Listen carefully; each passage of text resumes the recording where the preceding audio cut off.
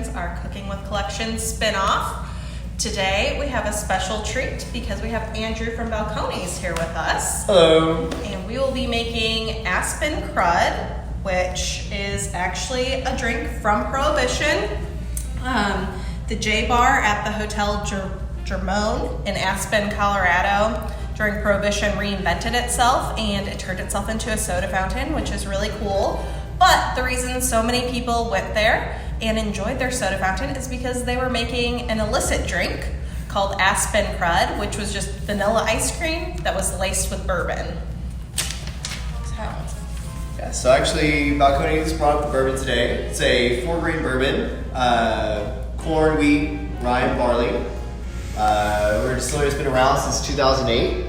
We actually, as of going on, it was about 4 years ago, moved into our new distillery in the old fireproof storage building on 11th and Franklin.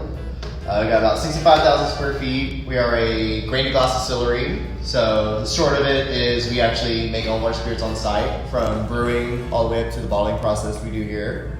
The bourbon is a straight bourbon, so it's at least 2 years in a barrel. Gonna get all of these really cool kind of like fruitier notes, maybe some like peaches or even some like cherry syrup to it, maybe some like crystallized honey and some more like grainier characteristics to it. This drink is definitely a little bit on the decadent side. It's got 5 scoops of ice cream, 5 scoops of vanilla and 3 ounces of bourbon, which if that sounds like a lot, it's because it is. Fortunately, there's enough sugar to kind of help max it. Is this one serving? Yes. It is one serving. Oh. It is the one serving. Obviously, we're going to be splitting it between people, but it is one serving. Oh, I'm not really sure. Oh, no, right? It's like... So we got the 3 ounces of bourbon. So even though this drink is from Colorado, we are using Texas bourbon and Texas ice cream. So put a little Dr. Pepper spin on it here. All right, it's gonna be loud. All right, we're gonna blend this up.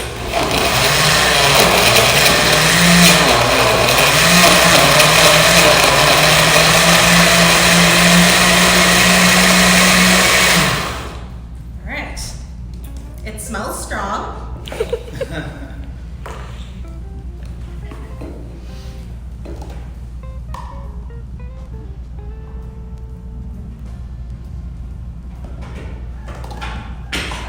think we're gonna need to make another batch here real quick.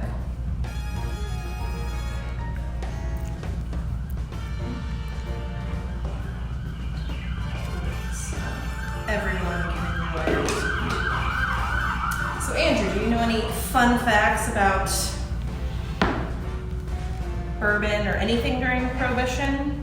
Yeah, it's a little bit romanticized. The cocktails at the time were pretty interesting. Definitely got into a lot more of these more like citrusy, more like sweeter, kind of like more syrupy cocktails, because due to the fact that the production of alcohol was illegal at that time, the alcohol that we had available wasn't necessarily the greatest.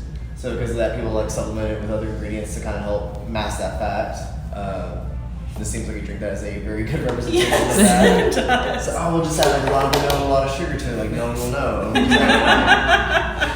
Like almost half a cup of bourbon, it'll be fine.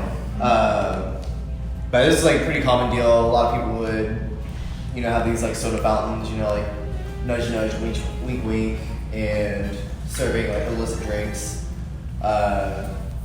They would have like different kind of things. They call them like blind tigers and stuff like that. They would actually even get away, like, because a lot of people don't know this, but like consuming alcohol during Prohibition wasn't illegal. Mm-hmm. It was the purchasing and the manufacturing of it. So as long as you're able to get the alcohol, you can have like house parties, stuff like that was all fair game.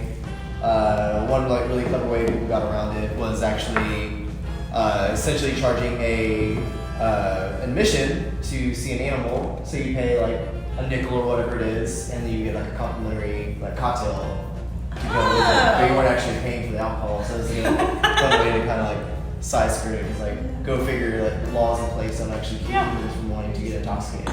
Go figure.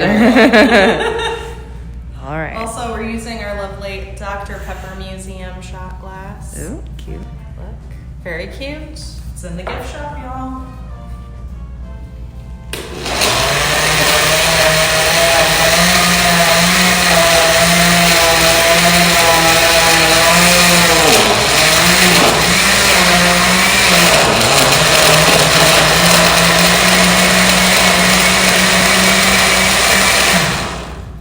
Blender was struggling a little bit there. Alright, so I think we probably have enough for everyone to taste.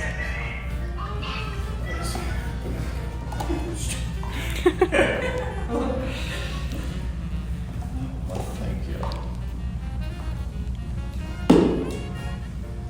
Alright, so let's all give this a whirl.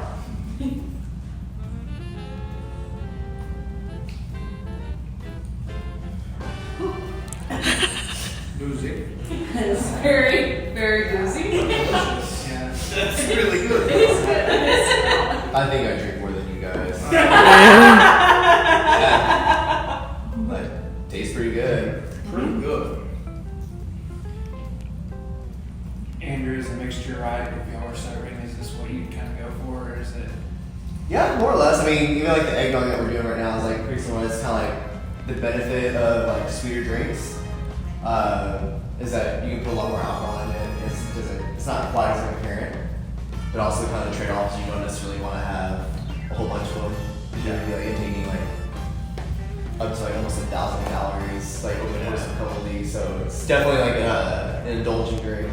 Well, your eggnog is special. Yeah, it's pretty up there. It does have an eggnog taste. Kind of. It looks like eggnog. Yeah. Yeah. Well, one of the recipes that I found said it was 3 shots of bourbon, and Andrew very wisely had looked at other recipes. And was like, no, that's too much alcohol, because that would have been way too much alcohol. So I'm glad Andrew got that. I don't know, like 3 ounces still seems like a lot. That sounds like a reasonable amount. You know, I'm behind the things. Like Yes. 3 ounces sounds like pretty on the upper end of like what we can do. But Was the name of, you said Wine Tiger and stuff like that, was that related to you were coming to see some animal? Where was it? yeah, they call it Aspen blind Crud, like all blind that tasting and stuff like that. So it was like all that time was like these like ways because it was like people always love trying to figure out ways to like cheat the government or like if like the government's like you can't do that. People are like I don't know, I still really want to, so I'm gonna like figure out a way to like kind of side skirt it. So they kind of do like stuff like that. It's even like speakeasies, you know, it's like kind of like it's like soft smoking thing. Like you have to like know people that work there and stuff like that. It's like a way to kind of get in. It's like cops be looking around. Like most cops back then were like on payroll, so they would actually like get like a cut of like the bar's profits to like be look the other way and stuff like that. So interesting time in America. Yes, for sure. Well, so would you all drink this again? Yes. Yeah, it's very good. No. Are you making Sorry. Oh, making another one? half and half split over there. Oh, Wow. that second one's just new for me. I didn't know. It's fine. It's fine. I mean, I think it's pretty good. I think it might be a little out of balance, but if you're into that sort of thing, Well, Andrew, thank you so much for joining us today. And, Thanks for the Aspen Crud and for like having us out here. I appreciate it. and y'all should go check out Balcones. They have lots of cool stuff out there. Cocktails, tours, the works. Just come check it out. And we have our Dr. Pepper old fashioned there right now. Right. Selling like hotcakes. Good. Good. Yes. I don't know how hotcakes sell. I just know it's like. So, I think however you want to like phrase well. yeah, so come check us out. Come check them out, and you can have a good time. All right, see y'all.